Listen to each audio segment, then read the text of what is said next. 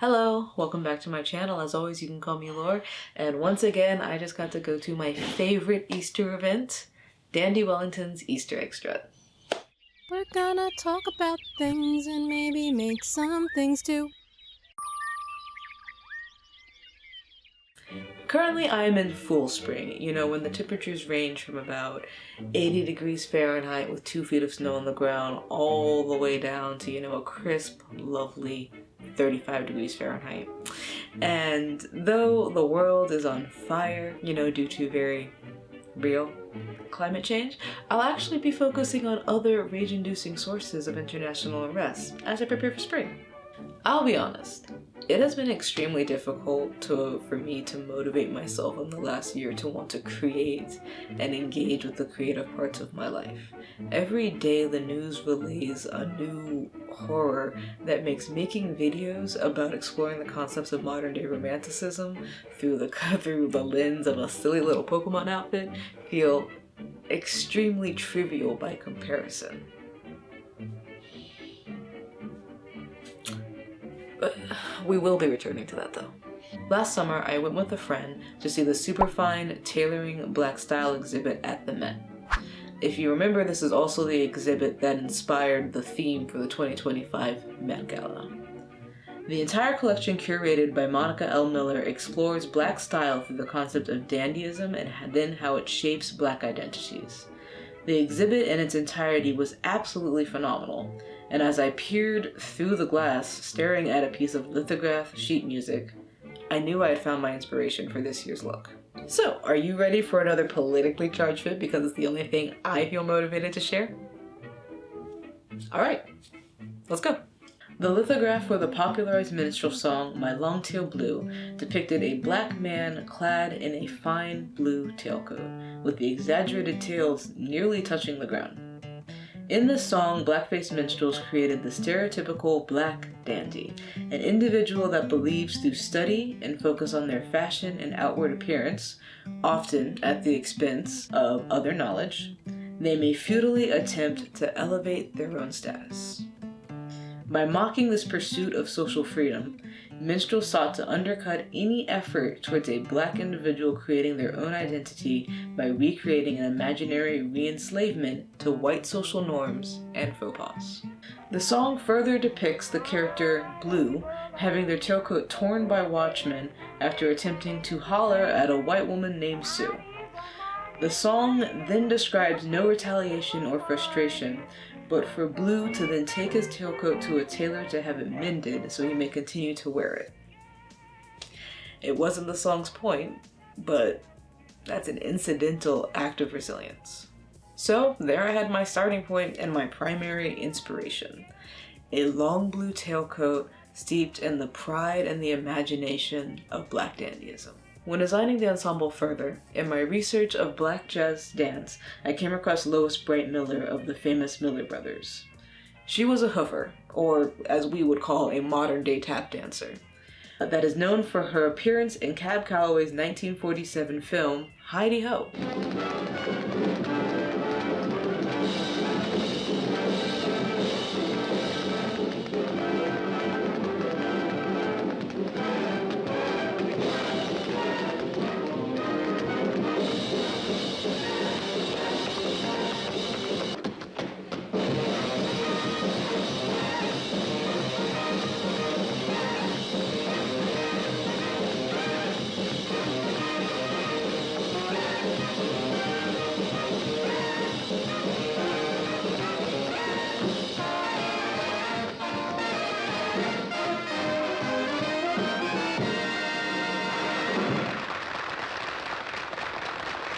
In the last year, a big part of my Lindy Hop journey has been learning the history of the dance from the Integrated Rhythm podcast to the Spirit Moves documentary. There is so much and yet also so little research and recorded on the history of this Black dance form.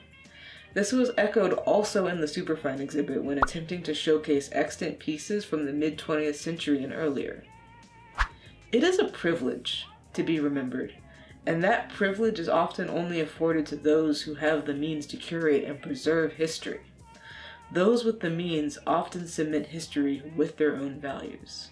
We know the names of Fred Astaire and Ginger Rogers, but often the black dancers of the time period are left to be forgotten. In this ensemble, I wanted to pay homage to Lois Bray and her absolutely gorgeous, voluminous sleeves. Unfortunately, I did not quite have enough fabric to achieve quite the volume I would have hoped for, but I think it still looks pretty good. I made the skirt a wrap circle skirt for both Optimum Dancing Twirl, but also just to make sure it always fits. And what outfit wouldn't be complete without accessories? I had a friend help me out with a 1940s inspired red knit cap that was in the style of a Norwegian nisselju. The nisselju is a traditional Norwegian red cap that historically served as a symbol of national unity and peace. During World War II, it was widely adopted as a symbol of resistance to Nazi occupation, leading it to be banned. Today, following the events in Minnesota, it has been revived in service of the Melt the Ice campaign protesting ICE presence and activity. 2026 also marks the 250th anniversary of the signing of the Declaration of Independence, and therefore the creation of the United States of America. And despite the red, white, and blue nature of this outfit, I have not been feeling especially patriotic. At the Superfine exhibit, this displayed outfit inspired me to add a little asymmetry to my outfit. Fast forward to me meticulously handwriting the Declaration of Independence, or as much as I could up until getting out of the car for the event. I'm not sure how many of us can say that we have read the document, but let me just say, it could have been written yesterday with very, very few edits. Of course, I also needed to Easter this look up just a little bit, and what better way to do that than with copious amounts of flowers? At the second used craft shop by me, I feel like I had walked past the same 2 baggies of cotton pods for seemingly a year with mild discomfort and disinterest. When planning this outfit, I had to have stood looking at them for at least 3 minutes before deciding to incorporate them. Is it silly that such a small plant could cause generations of continued systemic unease? That as I looked at these tiny puffs, I think of the millions of lives lost and destroyed in its service.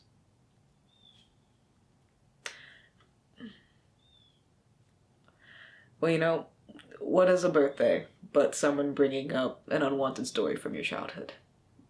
For the boutonniere, I surrounded this cotton pod with little blue-purple flowers to embody periwinkle, an unassuming little wildflower that was used to mark the gravesites of enslaved Americans.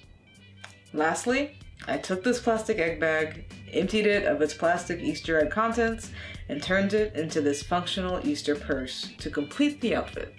And so now, without further ado,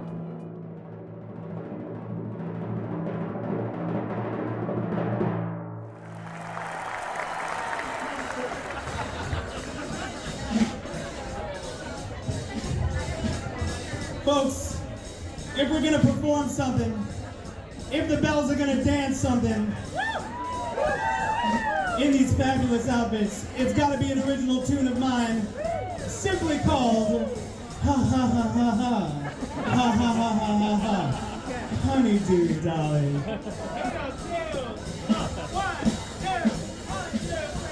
Honeydew, you're my little honeydew, sweeter than a bubble chew. Skies are blue when I'm near you. You're sublime. You're my perfect Valentine. Tell me that your love is true. Honeydew of mine, yes mine. All day, every day, I yearn for you. I hope, I pray, bells, that you love me to my honeydew. I cross that ocean blue. Oh my baby, baby, honeydew, honeydew. Oh, let's give it to the band. Come on, bring it, bring it.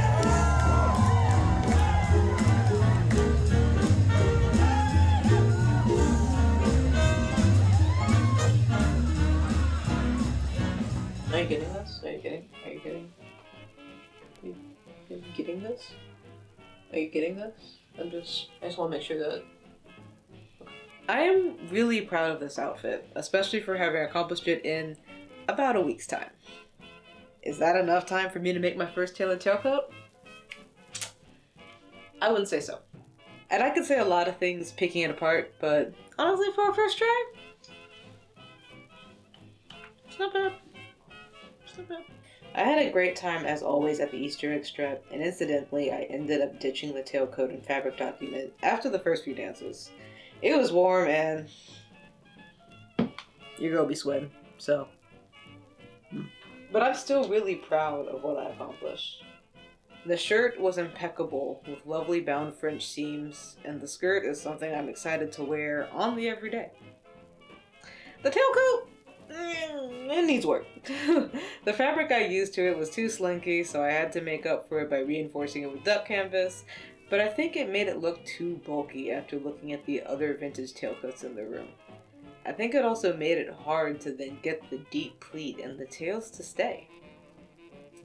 So all in all, I'm really, really proud of what I accomplished here. I think that all of the nods and all of the inspirations really came together very cohesively, and I am so happy with everything that this outfit is saying. At the same time, I'm also really proud that I made an outfit despite the dumb time frame that I did not mean to give myself, but alas, it always happens. But I don't want to shortchange the fact that I'm also finishing a video for the first time in a really long time. And I'm happy to share that. I'm happy to congratulate, happy to live in that, happy to share that with you all. So I think with that, I'm ready to leave this video here. And so if you made it to the end, thank you so much for watching. If you happen to like what I do in this video and all the things, consider pressing the like button. And you know, if you want to follow any of my crafting or dancing or, you know, whatever the heck I get up to journey, consider pressing the subscribe button as well. All right. Goodbye.